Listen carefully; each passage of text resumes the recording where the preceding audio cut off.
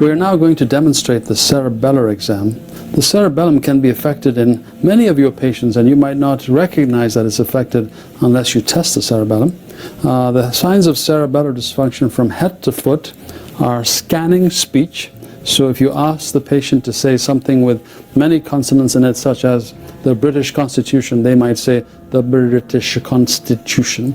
Scanning speech, breaking it out into individual syllables. They might have nystagmus.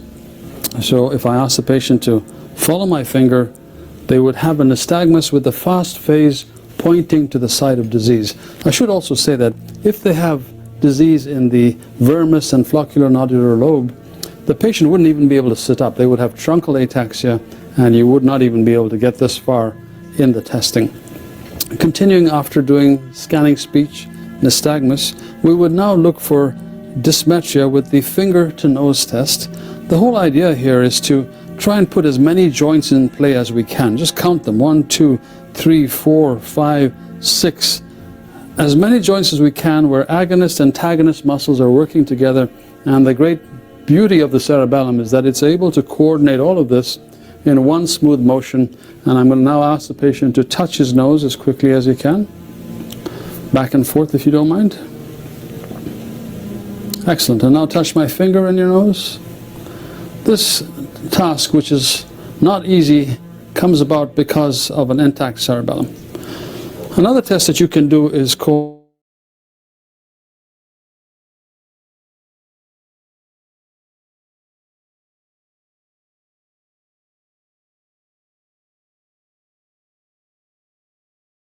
and hit him in the face, because the antagonist muscle quickly stops the movement. But in cerebellar disease that may not happen. So protect the patient by putting a hand across the chest. Pull on my hand, please. One more time. And again, if the patient had cerebellar disease, the hand might go flying up there, and that is why you need to protect them. I'm now going to test for rapid alternating movements. So if you can put one hand out like so, and with your other hand, do this as quickly as you can. Do it on the other side. And this phenomenon, if it's abnormal, is called dysdiadodocokinesia. The next thing we look for is pendular knee jerks. Patients with cerebellar disease might have hypotonia, but it may not be very evident because we're much more tuned to looking for hypertonia than hypotonia. And one manifestation is that when you do the knee reflex, in a patient with cerebellar disease and hypotonia, the leg will keep swinging 3 or 4 or 5 times after you've done the reflex as an indication of their hypotonia. We're now going to step into the hall and do the gait. The cerebellar gait is characterized by a broad stand and by a wide staggering quality to it. People will tend to fall towards the side of their illness, so if the illness is in the cerebellar hemisphere on the left, they might fall in that direction. When asked to stand still, their trunk may sway like this, and that is called titubation. And obviously they would have problems with all the other cerebellar tests. One caveat, many people think of the Romberg test as being a test of cerebellar disease. The Romberg test has nothing to do with the cerebellum. The cerebellar patient is already swaying, and it gets a lot worse when you have them close their eyes. But the Romberg test is really a test of proprioception. When you and I are standing like this with our eyes open, we are getting signals from our joints to tell us where we are in space. If, however, you have a problem with proprioception because of your peripheral nerves or posterior columns, then you're relying on your eyes to tell you where you are in space, and therefore, the moment you ask the patient to stand still and close their eyes, the patient begins to sway. And that is a positive Romberg test. It has very little to do with the cerebellum.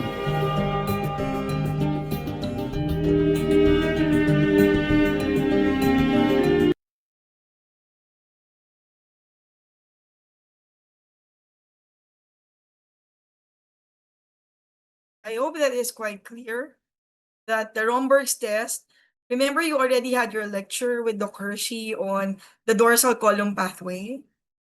The Romberg's test is a test for, is actually a test for that. when you check, you would want to check on proprioception, and the patient, when you remove the visual side of balance, then and the patient keeps on swaying, then that's a positive Romberg sign, and it tells you that there may be a problem on the dorsal column pathway. So allow me now to share my PowerPoint presentation.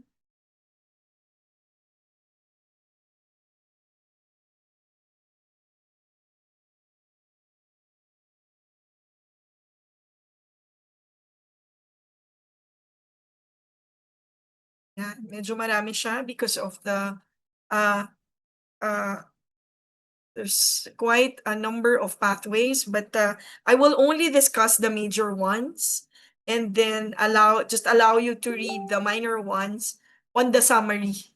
Okay, later you'd know that I actually summarized the whole pathways into a table.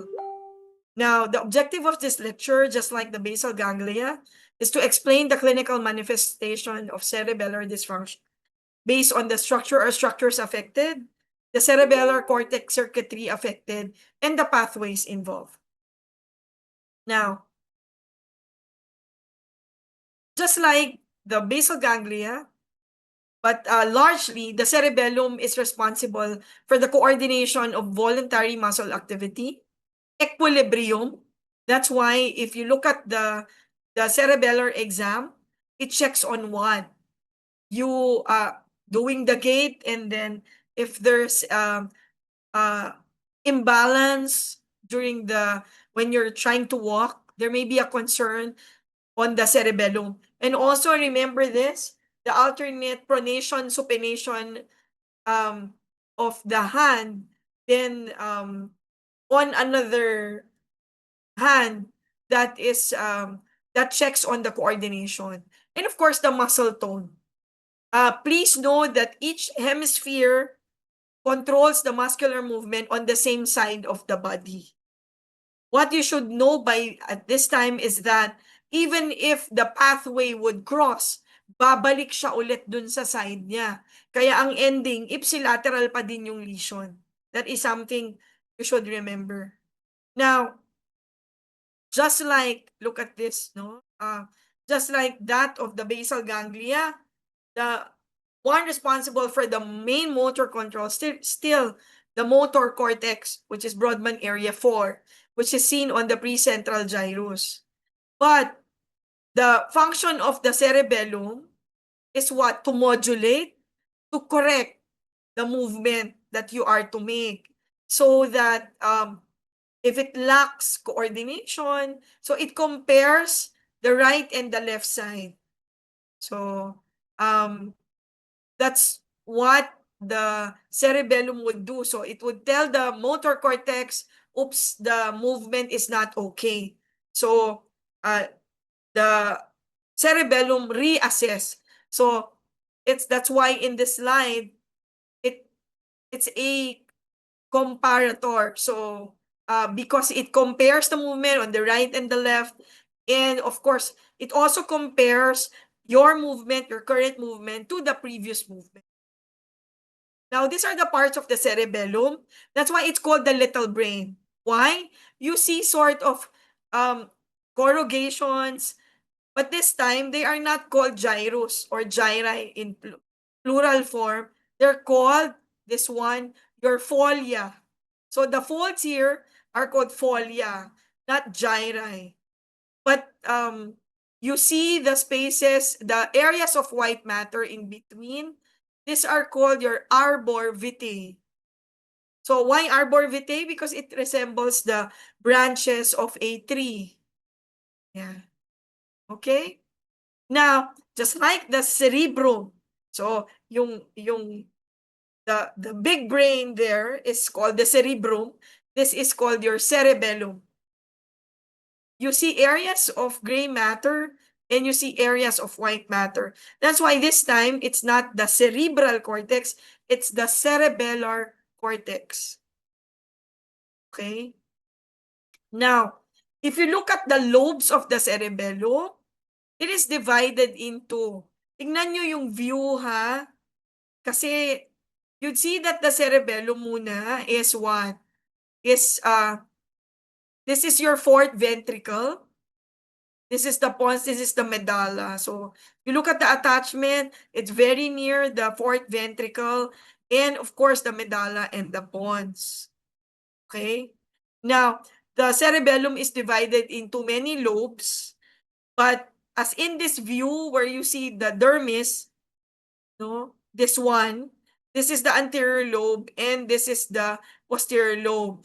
The one dividing the anterior lobe and the posterior lobe is this one, the primary fissure. So it has to be on this view. Okay? Now, let's see the lobes. And these are the transverse divisions. So looking at it on the superior view. So you see the superior aspect of the vermis, and you see this, since this is the primary fissure, this one, but you see another fissure here, this is the horizontal fissure. What's more important is the primary fissure, and it divides it into anterior lobe, this one, and your posterior lobe. However, in some books, there is also the name middle lobe. Okay? Pero pag titingnan nyo talaga, in most of the books, this is the posterior lobe and this is the anterior lobe, divided by the primary fissure. The V-shaped primary fissure. Okay? So, you know that is the primary fissure when you look at it superiorly and somehow it traverses the vermis. Okay. Now, when you divide it into lobes, the second to the oldest lobe is your anterior lobe. It's also called your paleo-cerebellum.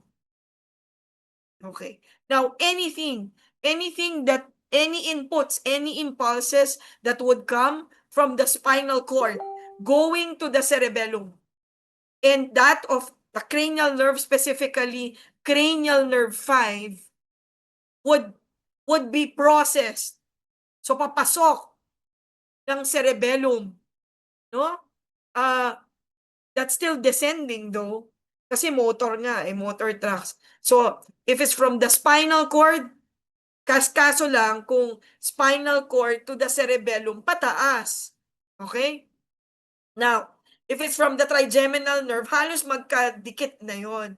So, from the spinal cord to that of the cerebellum, anything from the cord, anything from the trigeminal nerve would land into your anterior lobe.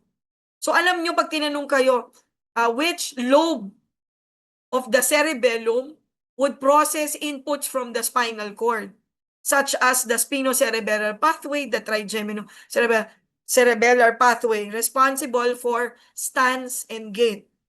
It would be processed, the impulses would be processed by the anterior lobe or the paleo-cerebellum.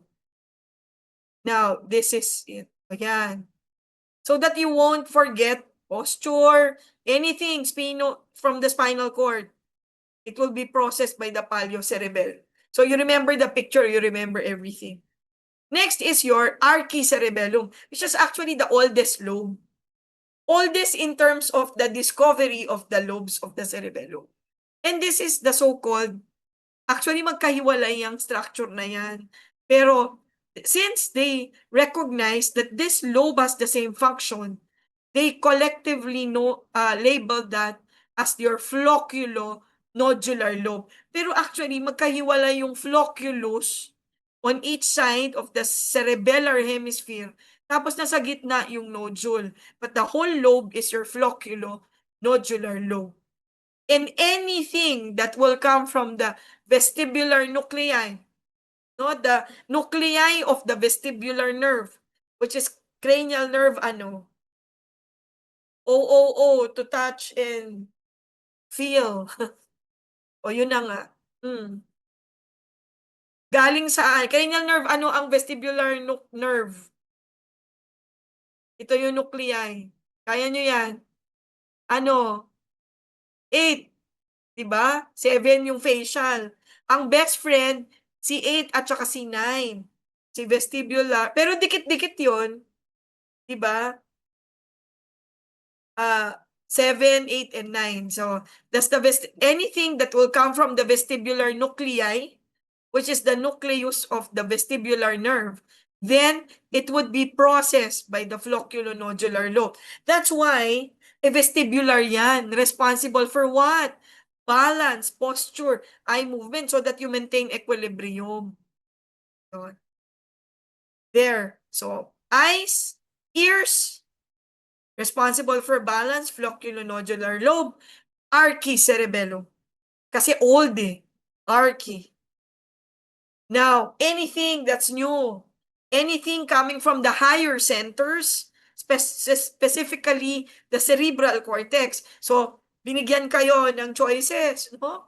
Language, etc. That those are higher centers. So, speech and coordinated movement from the motor cortex will be processed by the neocerebellum, also called your middle lobe, also called your posterior lobe. If you look at this, the posterior lobe is bigger than the anterior lobe. Okay, so yan, no? Speech, when you talk, when you do fine coordination, like buttoning your shirt, so plan motor programs, it would need your posterior lobe or your neocerebellum. But it didn't stop there. Meron pang functional zones of the cerebellum. Naalala nyo yung homunculus? Diba? Look, there seems to be another homunculus version in the cerebellum. Diba, may motor homunculus, may sensory homunculus. In fact, alam nyo na sensory homunculus pag mas malaki yung lips. Diba? But remember, in the motor and sensory homunculus, nasa medial surface ng brain ang representation ng lower limbs. Yan. So when you look at this, so you divide it, no? The middle one is the vermal zone. Near the vermis, no? Immediately lateral to the vermis is your paravermal zone. And of course, the biggest zone here is your lateral zone. These are the functional zones of the cerebellum. If you look at this, then look at the representation of the body. The head, the neck are represented, and the trunk are represented on the vermal zone. So that, kung merong balancing problem na involve yung head, yung neck, vermal zone yung affected. Diba? But if it's more of the limbs, look at this. It's the paravermal zone. And of the higher centers ang concerned, motor planning, then that's the lateral zone. Okay. Ha? So higher center, lateral zone. When it's the coordination of the head, the neck, the trunk, that's the vermal zone. When it's the limbs, that's the paravermal zone. Now my question is, how do you relate this to the lobes? Anong equivalent kaya ng vermal zone sa lobes? O yung pinakamadali muna. Anong equivalent ng lateral zone na galing sa higher centers? 'Di ba? Yung impulses na pinaprocess ng lateral zone. Anong equivalent niya sa lobes? Anyone? Because it can be used and asked interchangeably. Oh. 'Di ba? Posterior lobe po. The posterior lobe, the middle lobe, or the neocerebellum. Very good. That's right. So kung sa functional zone, lateral zone. How about the anything, no, from the vestibular nuclei? Ano yan? Balance and eye movement. Oh. Saan ba? Di, ano siya? Anong kailangan mo? Di, which one? Yung nasa gitna ba o itong nasa tabi? Anyone?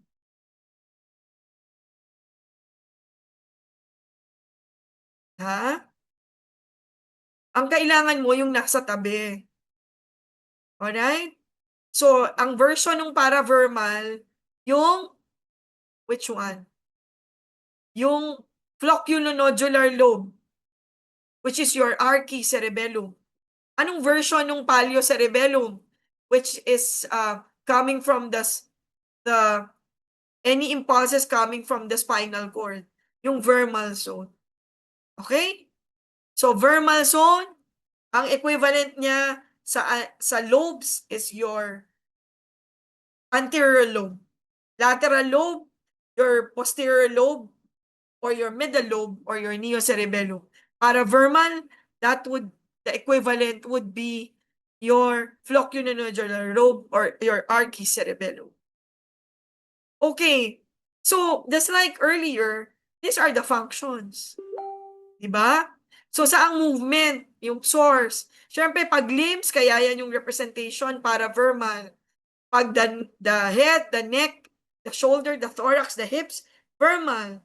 And then when it comes to conscious assessment of movement errors, then that would be your lat. Kasi kailangan ng higher order thinking or coordination. Now, if you look at the cerebellum, how is it connected to the brain? Paano yung impulses would from the cerebral cortex would go to the cerebellum? How? How would it happen? The impulses would travel from the cerebral cortex to that of the cerebellum through the cerebellar peduncles. Okay, note. The superior cerebellar peduncle, this one, will connect it to the midbrain. How? Look. How would you know that you are in the area of the midbrain? You see two pairs of boobs, and these are your superior colliculi, and this is your inferior colliculi. So, yung impulses, kung papupunta sa midbrain, okay? Supposedly, through your superior cerebellar peduncle. Pag yung impulses pupunta sa pons, then it is through your middle cerebellar peduncle. But that is the connection. But if it's going to the medulla, then it is through your inferior cerebellar peduncle because of the connection. So you imagine your cerebellum being here, and that is the attachment. You also call your superior cerebellar peduncle your brachium conjunctivum. You call because of its connection to the pons, your middle cerebellar peduncle, your brachium pontis. And your inferior cerebellar peduncle, your restiform body. Okay, nakakasunod pa? Ha?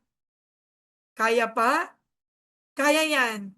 Ano pa lang to? Structures, ha? Okay. Medyo naglalag na din. Medyo naglalag na. Sana pwede rin ako maglag. Oo. Sige lang. You'd eventually retain this at least. Kung ito yung first hearing nyo or first reading, then eventually when you browse through the presentation and what do you call that? And the transcription, then that would be your second reading. Okay? Meron kasing general principle na kailangan nyo lang maalala para pag you process eventually, when we connect everything, you can do it. Now, most of the impulses outside, going out of the cerebellum, will have to pass through the superior cerebellar peduncle. So, any impulses na lalabas, so cerebello, say for example, merong lalabas, anything that will go out, dentato-thalamic tract, kasi dentato is one of the cerebellar, dentate is one of the intracerebellar nuclei. So pag lalabas, dapat dadaan sa superior cerebellar peduncle, just like what you see here. And again, will pass through the thalamus. Remember that for both the basal ganglia and the cerebellum, the impulses will have to pass through the thalamus. Si thalamus yung magkoconnect sa cerebral cortex. Okay. Now, anything that will travel through the pons will utilize the middle cerebellar peduncle. So, pag nakarinig kayo ng tract, cerebello-pontine tract, Basta dadaan sa pons, dadaan sa middle peduncle. Hindi siya dadaan sa either the superior or inferior peduncle. And anything that will enter the cerebellum, okay, say, ano ba to? Olivo-cerebellar pathway. So, papasok siya, no? So, then, it will enter through the inferior cerebellar peduncle. So, again, primarily, the input, yung papasok, would enter the cerebellum via the inferior peduncle unless it's gonna pass through the pons. But the only way outside of the cerebellum is through the superior cerebellar peduncle. Ito yon. And these are all the tracts entering and exiting, excuse me, the cerebellum. Look, diba? Ito lahat lalabas, oh. Superior cerebellar peduncle. Pero pagdadaan ng pons, this one will have to go through the middle cerebellar peduncle. Pero pagpapasok, it's through the inferior cerebellar peduncle. Okay? These are already the important tracts. Now, just like the cerebral cortex, the cerebellum has an area of gray matter and an area of white matter. That's why the area of gray matter is called your cerebellar cortex. But look, there's a set of cell bodies within the cerebellum. And these are your intracerebellar nuclei. And what is the mnemonic? That is from medial to lateral. That's FGen. This is your fastigial nucleus. This is your globus nucleus. This is your emboliform nucleus. And your largest and most lateral is your dentate nucleus. What is the importance of this? Naalala niyo yung functional zone? Naalala niyo ba? Functional zone, yung vermal, paravermal, and then lateral zone. Okay, look. The lateral zone is what? Very near, if not within, it is connected to your dentate nucleus. Kaya nga siya yung most lateral intracerebellar nuclei. I want you to remember this. The vermal zone is close to your fastigial nucleus. And your paravermal is close to your globus and emboliform nuclei. These two, the globus and emboliform nuclei, are collectively known as nucleus interpositus or interposed nuclei. So yun yung functional zone. So ibig sabihin, kung lalabas ng cerebellum, pag lalabas ang pathway ng cerebellum, it would utilize any of the intracerebellar nuclei. Pero, kung ang impulses nag-originate sa lateral zone, alam mo na kung anong, you already know what nucleus will it use. Lateral zone nang galing E di dentate. Diba? Kaya merong mga pathway, ang pangalan niya, dentato. Nagsimula. Kasi dentate nucleus. Dentato-thalamic. May ganung pathway. Fastidio. Yan. So, ibig sabihin, alam mo na that's within the vermal zone and it utilizes the fastidial nucleus. Okay? Ayan. Sige, practice tayo para magising ang ating brain. If the input comes from the cerebral cortex, input coming from the cerebral cortex will end in which cerebellar lobe? Lobe yung tanong ko You can put it on the chat box or you can unmute.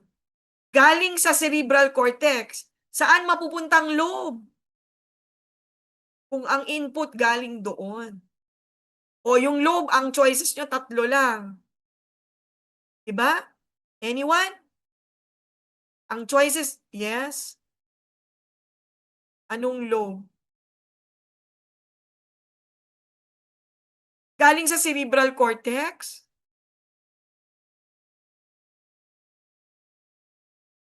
Tama. Neocerebellum or your posterior lobe. Very good. Or your middle lobe. Pero misnomer kasi yung middle. Kasi galing sa cortex, higher center. Which cerebellar peduncle is utilized by a pathway passing through the pons? Anong cerebellar peduncle? Basta pons, yan lang. Yan lang cerebellar peduncle na yan. Anyone? Very good. The middle cerebellar peduncle. Very good. If the coordination of movement involves the extremities, upper and lower, which cerebellar functional zone is involved? Functional zone naman tayo. Ano kaya? Very good. Your paravermal zone. Yes. Very good. Which cerebellar nuclei naman is involved when a pathway involves the lateral cerebellar zone? Diba? I'm using everything interchangeably. Yes. Dentate. Very good. Kasi lateral cerebellar zone nga. It's the most lateral intracerebellar nuclei. Very good. Yeah. Now, they did not content themselves just by looking at the pathway outside in the zones. Now, what happens when the impulses enters the cerebellar cortex circuitry? Now, we have a histologic slide of the cerebellar cortex. In the same manner as we have a histologic slide of the different segments of the spinal cord. Now, look at this. If you see small cells that are dark with centrally located nucleus, which are dense, you are in the granular layer. If you see a single layer of cells with also a centrally located nucleus, that's your Purkinje cell layer. Kailan kayo naka-encounter ng isa pang Purkinje? Ha? Saan? Saang organ kayo naka-encounter ng isa pang Purkinje? Purkinje fiber. Ala, mag-finals na tayo mga anak. Saan? Sa heart. Very good. Oo, Purkinje fiber. Diba? Pag Purkinje cell layer sa cerebellum. And of course, your molecular layer. Okay, hinga-hinga. Graphical presentation pa lang to. Okay. Impulses can enter the cerebellar cortex via 2 fibers. So, mamimili lang kayo kung mossy o climbing. Okay. But here is the exception. Most impulses will enter the cerebellar cortex via kahit saan pagaling na lobe yan, kahit saan pagaling yan, cerebral cortex, galing sa spinal cord, it will enter. Pag ang input galing sa kahit nasaan, except when the input is coming from the inferior olive, it will enter through the mossy fibers. Pero pag galing sa inferior olive, it will enter through the green one, which is your climbing fibers. Okay. Now, anong ginagawa ng cerebellum? It inhibits movement pa rin and coordinates. Parang basal ganglia lang. It inhibits unnecessary movements. Okay. Kaya, if you look at it, anything, no? Paglabas ng cerebellar cortex. Okay, look at this Purkinje, ha? So lahat yan, magsa-synapse with the cells here. It can also synapse with the cell body. Ito cell body. Ito dendrites. You actually call this dendritic arborization. Yan. Look, histologically, ayan siya. Kaya alam mo, ang laki-laki ng granular layer. Diba? How do you know? Tingnan nyo yung Purkinje. Pero yan ang pinaka-powerful na cell dyan. Diba? Isang layer lang siya. This is the granular layer. See? Dense, nucleus, centrally located. Yan, maliliit na cell. This is your cell body of the Purkinje cell, single layer. And these are the dendrites of the Purkinje cell. E paano lalabas? E di through the axon of what? The molecular layer, you see, it is made up of several cells. Yan. Higher magnification. Granule cell layer, Purkinje cell. This are the cell body, Purkinje cell dendrites. Okay? Pag magkakasama to, dendritic arborization. And these are the molecular layer. Meron dyang stellate cell, may basket cell, etc. Now, ito na siya. So, nag-enter from one of the, from the cerebral cortex, for example, it will enter via what fiber? Galing yung input from the cerebral cortex. O, papasok sa anong lobe? Sa posterior lobe, or sa neocerebellum, or sa lateral zone, kung zone. Then, pupunta sa cerebellar cortex. Pag pumasok sa cerebellar cortex, it will enter via what fiber? Galing siya sa cerebral cortex. O, hindi siya exception, di ba? Hindi siya galing sa inferior olive. So, it will enter the cerebellar cortex circuitry via the mossy fiber and synapse with the dendrites of the granule cell layer. And what? How will it travel up? Dahil nag-synapse doon sa dendrites ng granule cell layer, then the impulses will travel eventually. How? Kasi itong granule cell, yung axons niya, magsa-synapse din with the cell bodies of the Purkinje cell. Okay? Yan. Oh. Tapos yung dendrites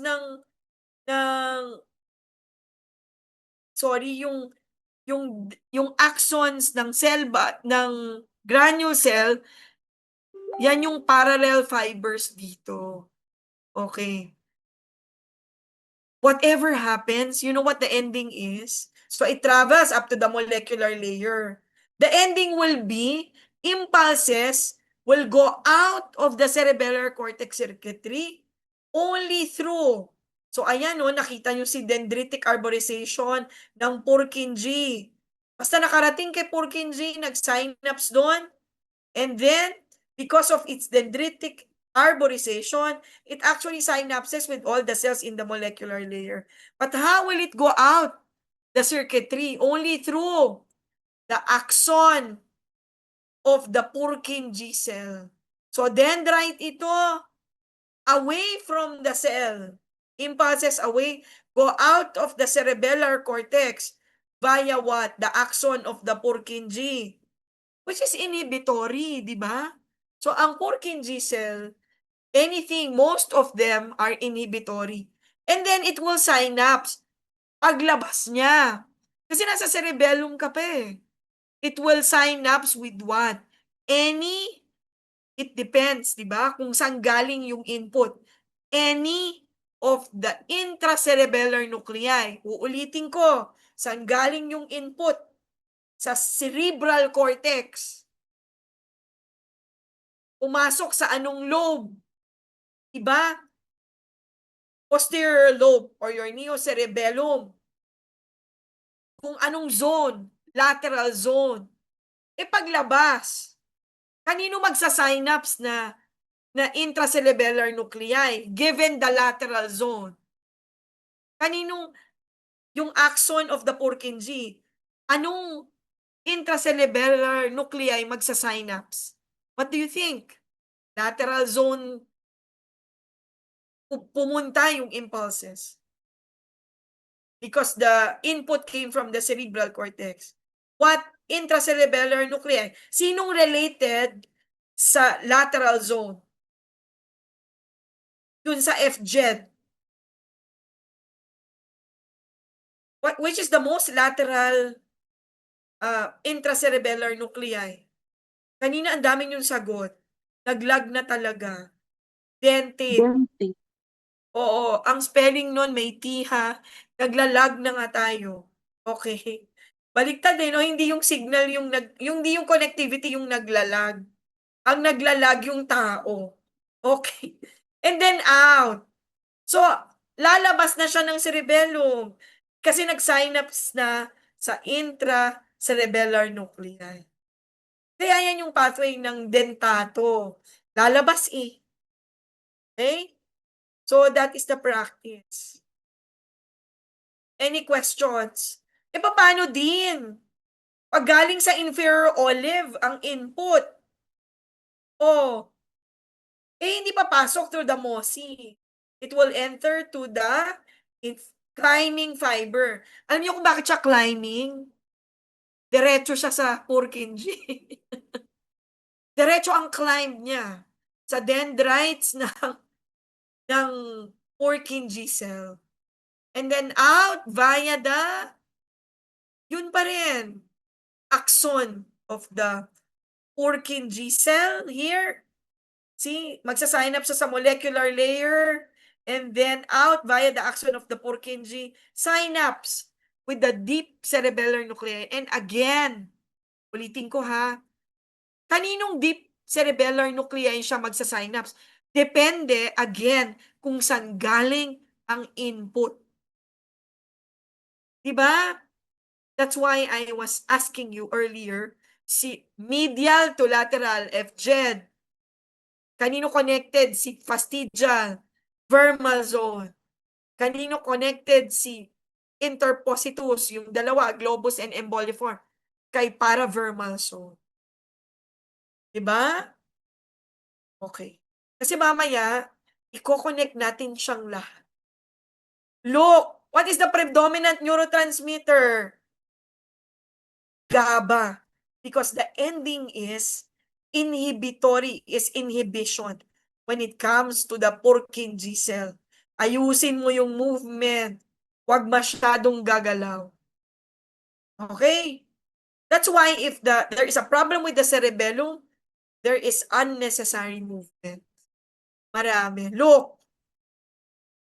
parang ano lang, motor cortex to striatum, yun na lang isipin ninyo ha.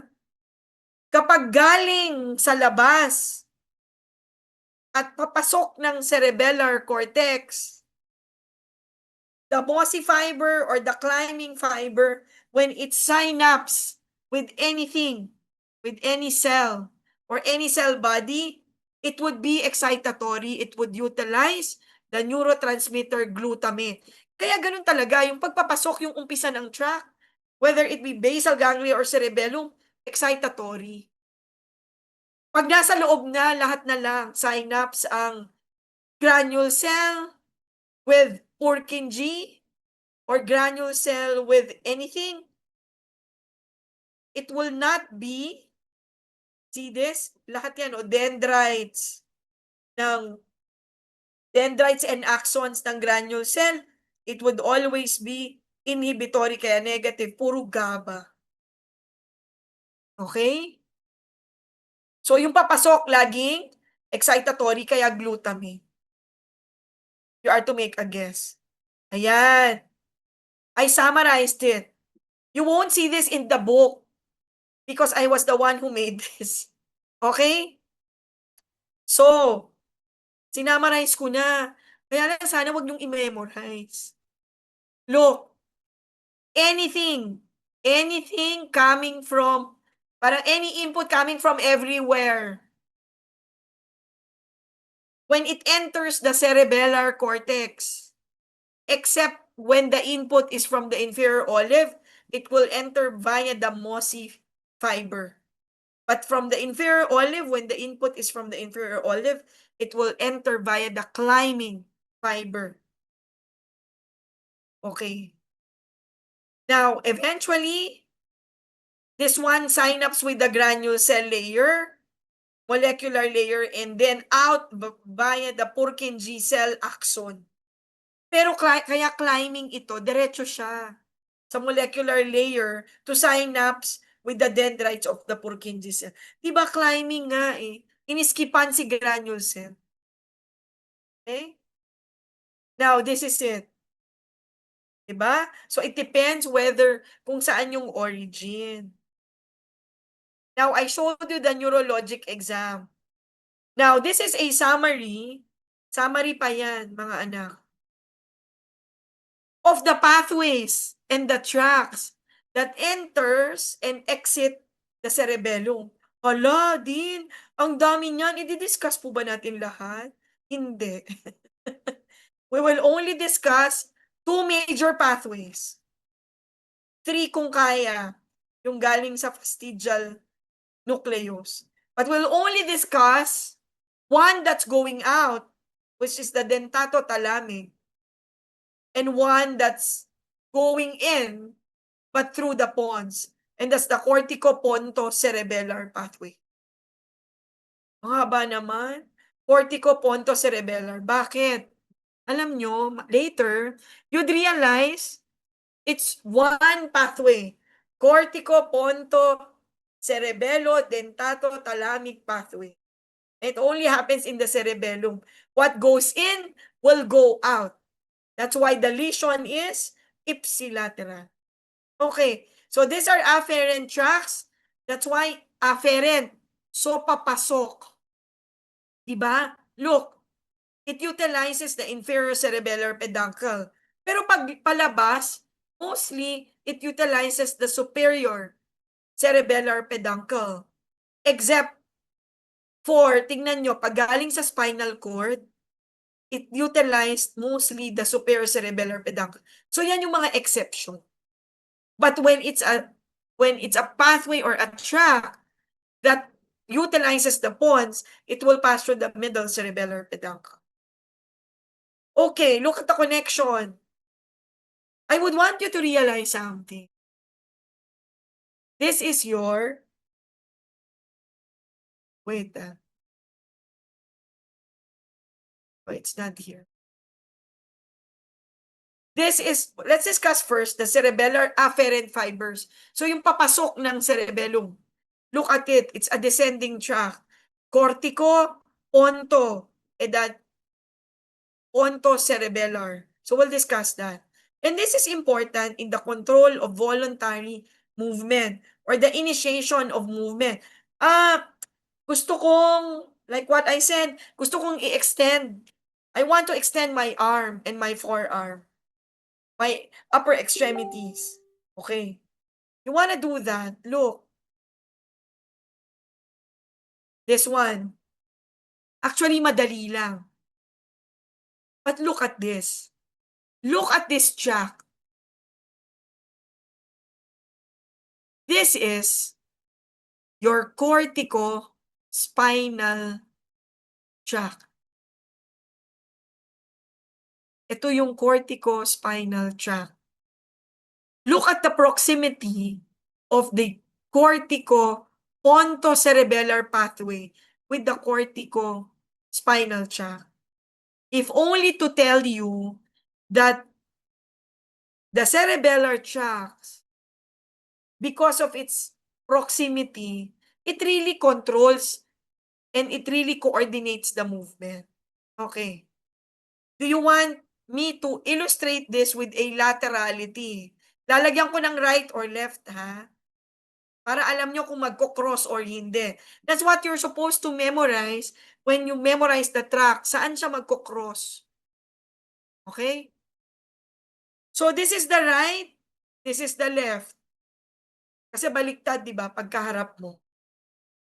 The impulses originated from the right motor cortex, Brodmann area, 4.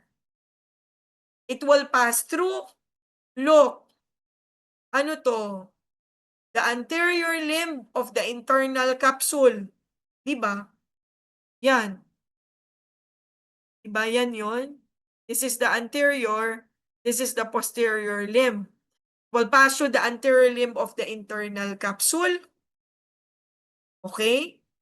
So, right motor cortex, right anterior limb of the internal capsule. Impulses will synapse with the right pontine nuclei.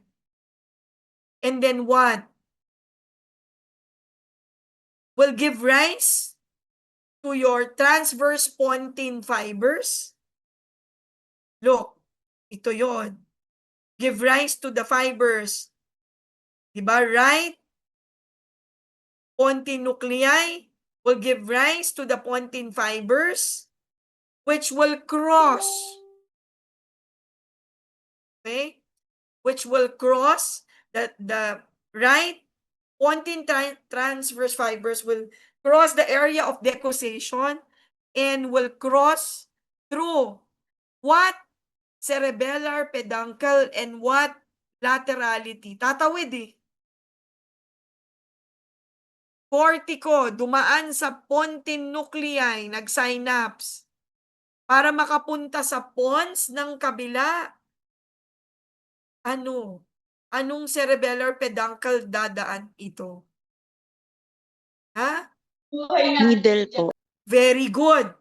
It will enter the cerebellum via the middle cerebellar peduncle.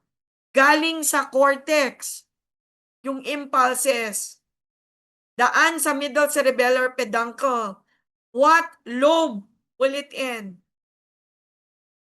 The impulses, what lobe of the cerebellum will it enter? Galing sa cerebral cortex. Anong lobe? Posterior. Posterior lobe. Posterior lobe. Yon. What nuclei? Ang bilis eh. Ang bilis na agad kung what nuclei. Dentate magsa-synapse. Yes. Pero papasukin mo muna ng cerebellar cortex circuitry. Oh. Sabi natin, papasok sa posterior lobe. Oh. Sa cerebellar cortex ng posterior lobe, what fiber will it utilize to enter? Mossy or climbing? Mossy. Kasi hindi naman inferior olive. Diba? Mossy fiber. Pasok. Lalabas via the axon of the Purkinje. Synapse with what? Ayan na. Synapse with what? Nagmamadali na yata. No, with what? Intracerebellar nuclei. Galing sa taas. O, dentate. Correct. See? That's why even if it comes from the visual cortex, sensory cortex, sa taas galing eh. So it will pass through this. That's why it's called cortico-pontocerebellar. Okay? It's the most important one. In contrast to this, tingnan mo yung pangalan ha, cortico or cerebro-olivo-cerebellar pathway. Same yan. Right motor cortex, ang difference lang ng olivo, sa right and left, inferior olivary nucleus magsa-synapse. But how will it enter the, what peduncle will this one utilize? Di ba ang papasok nyo lagi is through what? Inferior cerebellar peduncle. But as to the fiber that it will utilize within the cerebellar cortex, then it will utilize the climbing fibers because the input came from the inferior olivary nucleus. Is that clear? Diba? Parang iisa lang yan kahit saan manggaling. O yan, pati yung pathway na yan. Kasi galing ang input sa motor area. Okay. Kaya lang ito, in-specify, pag reticular formation, yung paano ka how do you balance yourself? whether it's your eyes are open or eyes closed, you utilize the reticular formation. That's why it utilizes the paravermal region. O, di ang pasok mo pa rin is through what? Through the inferior cerebellar peduncle. Okay? Entering the cerebellar cortex via what fibers? MOSI pa din. Okay? These are the spinocerebellar, and this should have been taken up during your sensory pathways. But nonetheless, this other one is your vestibulocerebellar. So galing sa vestibular nerve. Remember your vestibular nuclei? It is closely related to what lobe? Flocculonodular. Ba?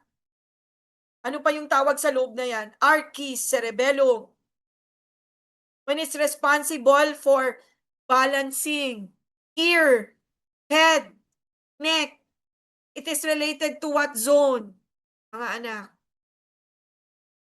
Yung head, yung representation ng head. Yung neck, related to what zone? Wala sa inyo nagsasalita. Ano? Yung head, yung trunk. Anong zone yan? Vermal zone. Very good. Hindi na makasalita, kaya ganyan-ganyan na lang, no? Oh, I understand. Yan, vermal zone. Eh kung vermal zone, anong intracerebellar nuclei siya related? Sino yung most medial? Fastigial nucleus. Diba? Tingnan nyo ha. Flocculonodular lobe. Fastigial nucleus. Vermal zone. Diba? That's why if you look at it, yan. Diba? Ginulo-gulo lang yan. Do not be overwhelmed. So, galing siya sa vestibular nuclei, the impulse. Siyempre, ang ending, it should reach the vestibular nerve.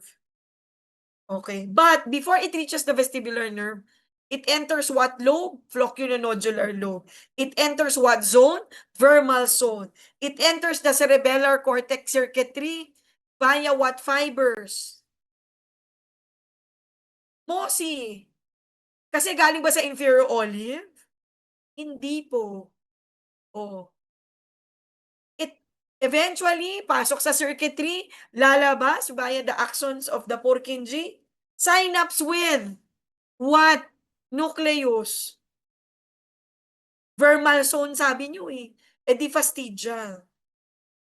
Okay. So, do you realize the play of the tracks? Iisa lang naman. Kaya lang papasukin nyo nga muna dun sa cortex. Di ba? Anong fiber? O ang iisa lang naman ng labas, Purkinje. Anong magsa-synapse? O, yun. So, remember the function of the zones and the lobes. That's what's important. Okay. There. Ayan. This is the summary I made before. Diba? Sang galing. Sang destination. Sinulat ko na pati kung anong fiber. But I hope you don't simply memorize kasi nga, I am already telling you the exception. Okay? But at least you can verify as to whether you are right or wrong. Okay? Next, how about the efferent one? Kailangan lumabas. Eh, di ba lalabas nga? It will go out via the axon of the Purkinje. Synapse with the intracerebellar nuclei. FGED, fastigial, globus nucleus, emboliform, and dentate. Hindi po natapos doon. Doon yun yung umpisa ng pathway. Doon sa pangalan ng nucleus. Saan magsa-synapse palabas? Sa red nucleus, midbrain yan. Kaya minsan ang pangalan, globus rubral. Yan. O, dentate, dentato, thalamic. Fastigio vestibular. Fastigio reticular. Ibig sabihin, dito nagsimula yung palabas. I hope you got that. Ayan. These are the most common efferent pathway. And now you know why it's named after this. Because this is the name of the nuclei. This is the name, dentate, fastigial. O ulitin natin ha. What zone is this close to? Paravermal. So parang alam mo na kung saan siya involved na coordination, di ba? Ito, dentato, higher centers, lateral zone. Fastigial, flocculonodular, balance and equilibrium.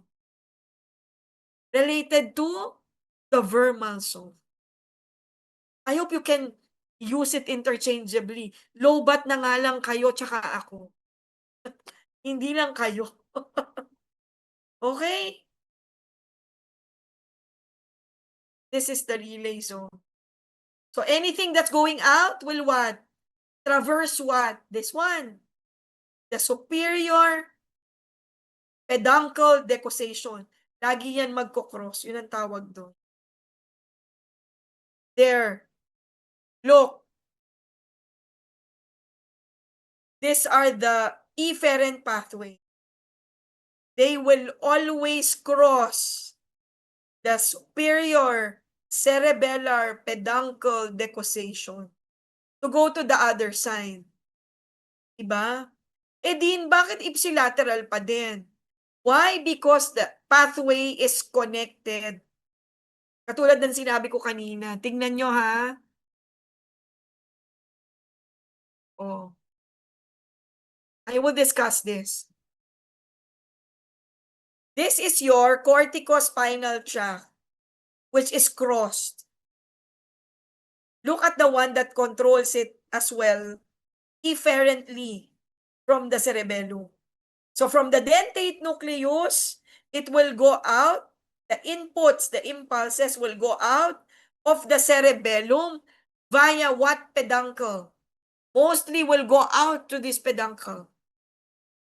Via the superior, lagyan natin ng laterality. The inputs came from the left dentate nucleus. Diba? Yun yung impulsa. It will exit via the left superior cerebellar peduncle. And then, what? Fibers will arise and impulses will cross the superior peduncle decussation. This one. And synapse with impulses will synapse with. Nag-cross with the left ventrolateral nucleus of the thalamus. Go up the left anterior limb of the internal capsule and then synapse with the left motor cortex. Diba? Kasi nag-cross. Eh din, paano siya bumabalik? Eh di yung descending pathway na kapartner niya. Which is the cortico-ponto-cerebellar pathway. Yun yung kapartner ni dentato thalamic. Kaya ganun siya, o bababa, papunta doon, magkocross, di ba, sa pons. Eh di ba nag-cross nga? Eh di ba di kontra yun? Eh paano kasi? Babalik siya through the dentato thalamic. Okay? That's why still the manifestation with the patient still ipsilateral. So for example, you affected the right posterior lobe. Saan nyo makikita yung problem? Sa right side of the body. Diba? Right cerebellar, right, for example, right dentate nucleus. Saan nyo makikita yung effect sa body? Sa right side of the body. Kaya siya ipsilateral pa rin. Okay? This is now the fastigial. So, paano naman siya? Please take note. This is the exception. Anything, any inputs coming from the fastigial nucleus will exit not via the superior cerebellar peduncle, but via the inferior cerebellar peduncle.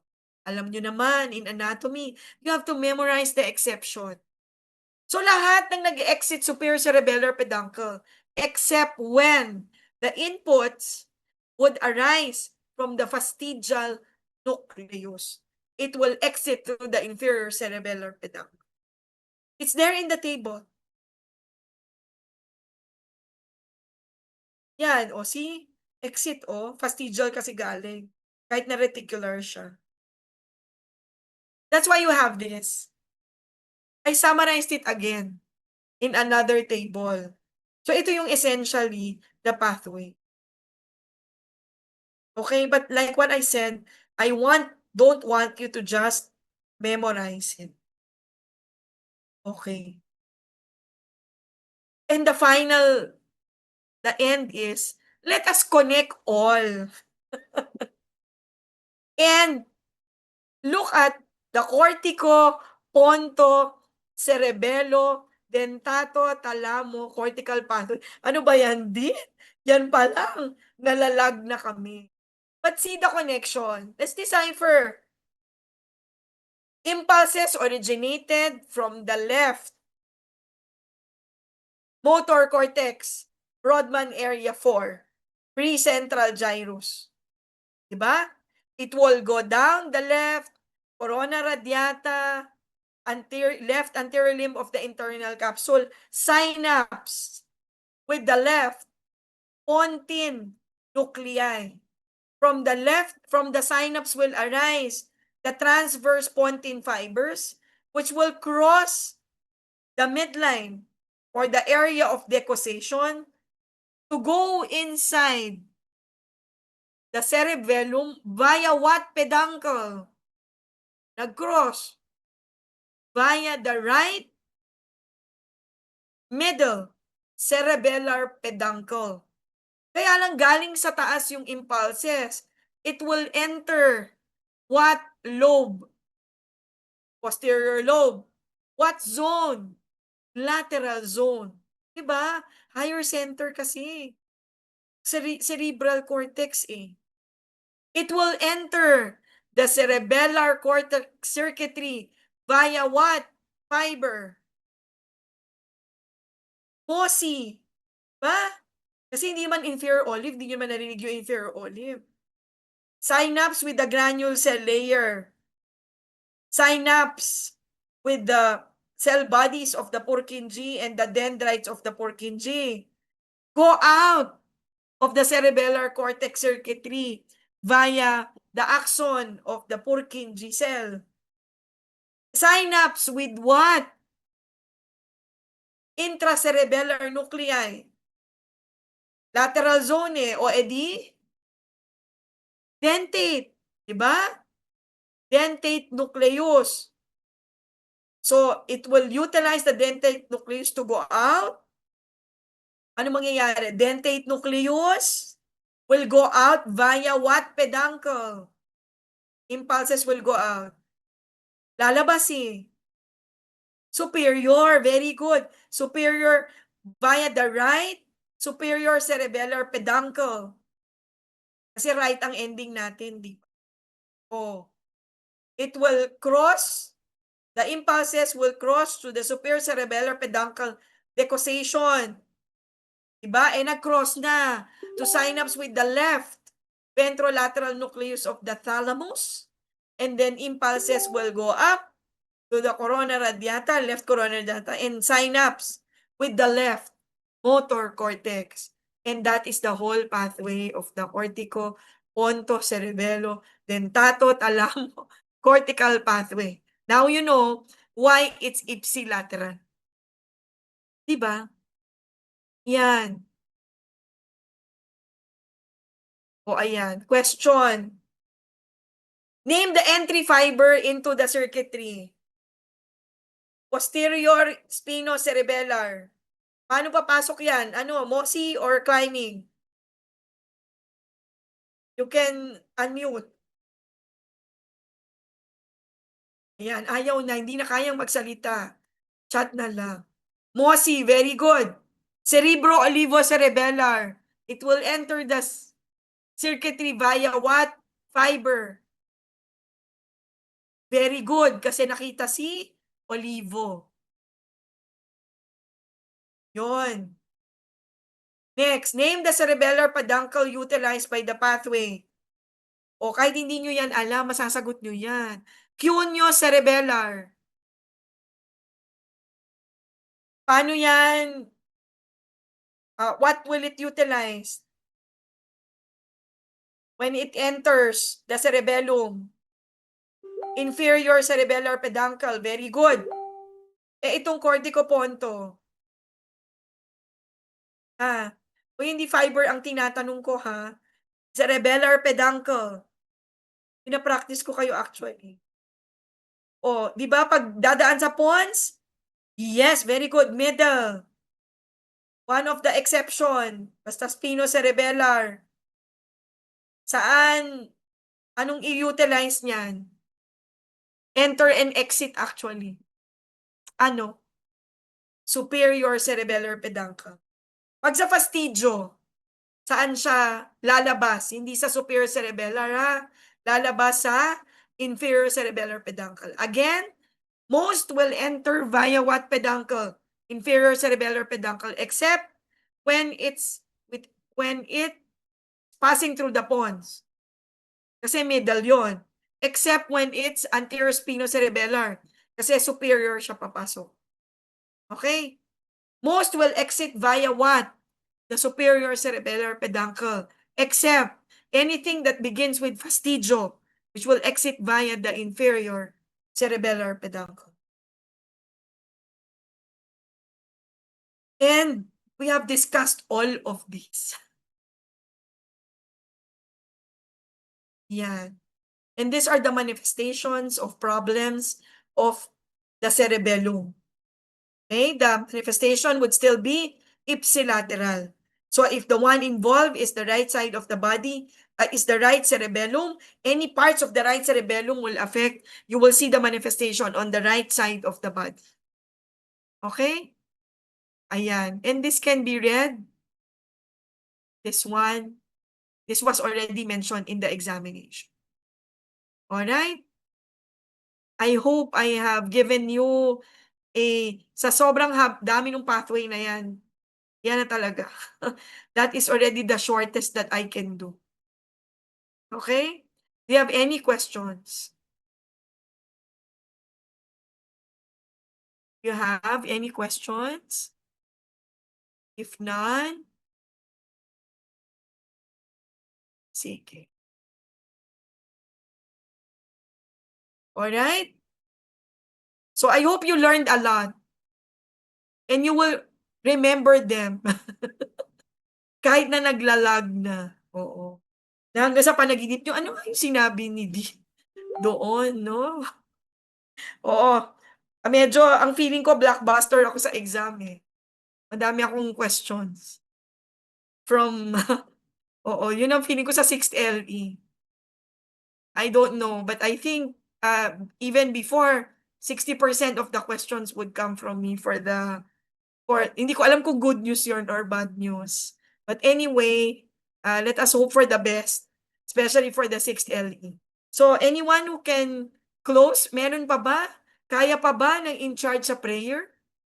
To lead the closing prayer, to close our thing? Yes po, Dean. Kaya pa naman po. Let us put ourselves in the holy presence of God. In the name of the Father, the Son, of the Holy Spirit. Amen. Heavenly Father, thank you for guiding us throughout this class. Bless what we have learned and help us apply it with wisdom and compassion. Help us also to retain all the information that was taught today. And please continue to guide and protect our Professor Dean Zulbeta. Keep us safe as we go on our separate ways, and we offer everything to you. Amen. In the name of the Father, the Son, the Holy Spirit. Please do not worry. I will upload the transcription. So, kung may nakalimutan kayo, nandun naman siya lahat. Okay? Kung masyado kayong nag-lag, hindi lang connectivity, pati yung impulses that's going in and outside, it's there. So God bless you all and see you again in the consolidating lecture. Paano aralin? Actually try to understand, no, the general principle. And somehow I'll give you tips on May 4. Okay, I'll give you further tips on May 4. Okay? Kung paano nyo siya, you know, those little shortcuts on how you remember kung anong I, kung ano, yon. I will try to